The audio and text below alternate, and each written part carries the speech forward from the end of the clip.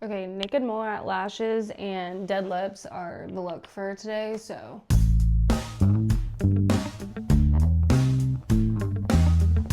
Alright, welcome back to my channel. I'm Veronica St. Lawrence, and today I want to talk about kind of like a sustainability audit where I look at what I'm doing well and to build on strengths to help us show that it doesn't matter where we start, it just matters that we start. Sometimes it's good to recognize what we're doing well, or it is good, not sometimes, it is good to recognize what we're doing well in so that we can strengthen those things and also help give us a bit of a boost, because it can be very demeaning, or we can be demeaning to ourselves when we see all of these steps and all of these things that we could do to be more sustainable and we feel like we're not doing them. And it's like, yeah, but there are stuff that you are doing now. I'm going to go over some stuff that I'm doing and maybe help you recognize some things that you are. This might not be an exhaustive list. I tried to come up with as much as I could. So I would say my strengths right now are I use wool balls from my dryer. I don't have this on here, but I'm going to add it so I don't forget. I also just made my own mixture of oils that I can use for room spray. So I'm not going to buy any more room spray. I'm just going to refill, go back to that local store and refill like the oils to make my own room spray. If you want to do this yourself, literally all it is put in some oil into a bottle, spray bottle full of water, just drop some drops in there. I would start with just a few, shake it up, spray it, see if you can smell anything, add a little bit more as you go on. You can easily Google this to find it as well to get a little bit more in depth, but it's really simple and I use it at my office, and then I made my own concoction for me to have at my house. Along with that, I buy secondhand clothes and accessories as well as like furniture pieces. I educate myself about living more sustainably. I utilize stasher reusable containers. I'm not perfect with that, but I do use them. I have zero waste serums, moisturizers, and cleansers for my day-to-day. I have zero waste reusable razor with recycling of blades. So I cannot think of the name of the razor, but I got it from a local shop, and I can go in when I'm done with the razor blades, give it to the local shop. They'll ship it back to that company and they'll recycle the blades. I use all-purpose spray that is refillable with glass. So instead of me doing any Clorox wipes, any kind of wipes or things of that nature, I use the all-purpose spray with towels, and it is refillable glass. So I either put there's tablets that you can buy that are zero waste tablets that I can drop in and shake it up. I don't use those right now because I have a bottle from Sprouts, and I wouldn't say this is zero waste because the bottle is plastic. I think it's a 1 or 2 though, so it should be recyclable. And I just dropped some drops of that bottle into it. So I'm going to use this whole bottle up, but then once I'm done using it up, I'm not going to get another one from Sprouts. I'm just going to use one from the zero waste place because it's also easier because I can just put the tablet in and then you let it fizz up and get, and it's always the perfect amount ratio to the bottle that I have. I also use bluing for my whites. I don't use Clorox. It's a bluing that you put in with your whites. I think I've had it like 2-ish or more years, and I use it every time I put whites in, and I still have plenty of it left. So just showing like something that I've had for a long time that I use for laundry. To go along with that, I also use a zero waste laundry pin.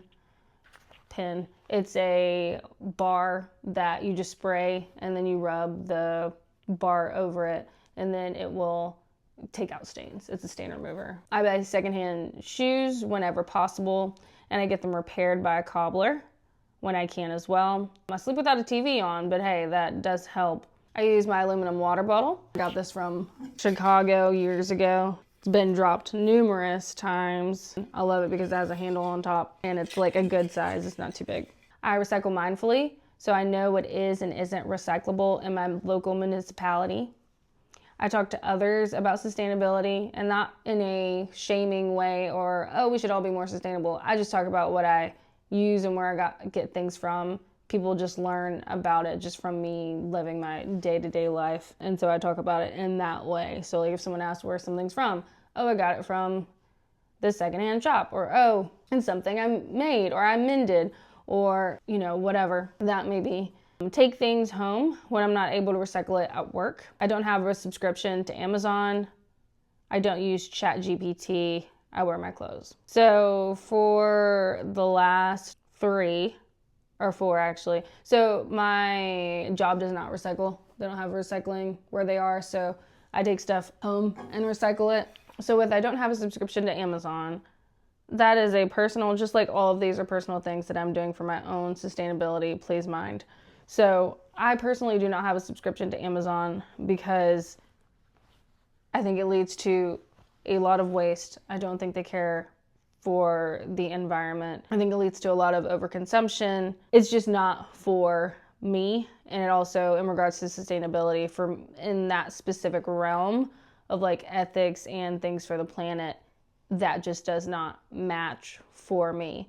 I'm sure there are other places that I buy from that probably don't match as well that I'm not aware of. But I just know that Amazon does not help me be more sustainable, so I don't use them and I don't have a subscription. I don't use ChatGPT. I am not an expert about this, but I just am aware that there is a level of resources that AI uses, and I know it puts a lot of strain on water. And so I don't use AI as much as I can help it. I know Google pulls it up anyway, and I feel like something else does too that I looked at recently. I think Instagram, when you search now. So, but I try not to use any like AI where I can.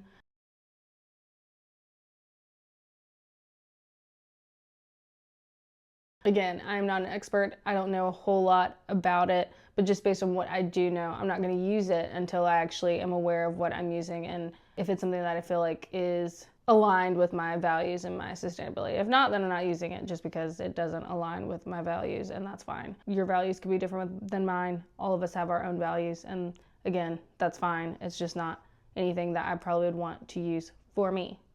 I sound like that video from SNL. For now, for us, it's about what feels good for us.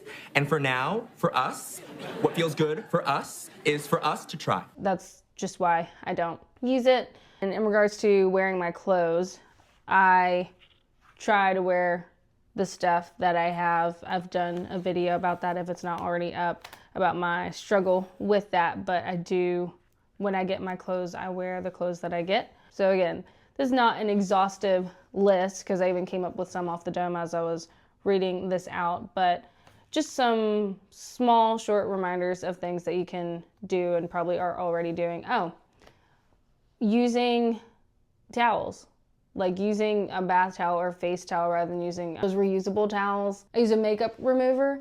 So I use a makeup remover towel with a makeup remover oil instead of using makeup remover wipes. So that's also something that I do that is more sustainable. So trying to think of things that maybe I haven't even used in a while, but am aware that maybe I used before. Also, I don't use cotton rounds. I do have reusable cotton rounds. Thinking of stuff you've already are doing that, like I said, like cutting off a light at night rather than keeping it on is something that's already doing something for the planet than just keeping it on. And so thinking of small stuff that maybe you forgot that you even do or don't do. Like I said, I forgot that I do not use makeup wipes, which is something I used to use. If it's something that you haven't done in a really long time, and just reminding yourself, oh, that's something that I stopped doing, and have a more sustainable option now, and seeing where we are now from where we were. And it just keeps getting better and better, and we get better at it. So hopefully this was a bit of encouragement for you to see some things that you were doing well already, and just to build off of the strengths that you have, and help me see that something that I forgot that I was doing, and some changes that I've been making that I didn't even think about.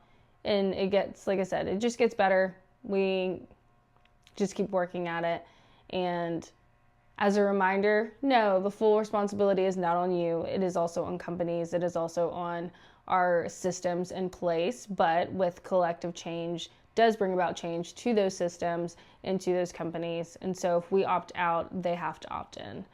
And when I mean opt out of this unsustainable system, they have to opt in into the sustainable one.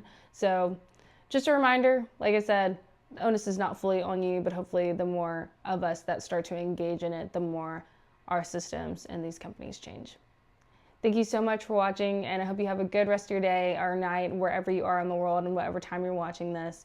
Please don't forget to like, comment, subscribe. Love to hear the things that you are doing or have been doing that you can pat yourself on the back in. I probably should end it with some clapping because we're congratulating ourselves for what we're doing well right now. Thank you so much for watching, and I'll see you next time.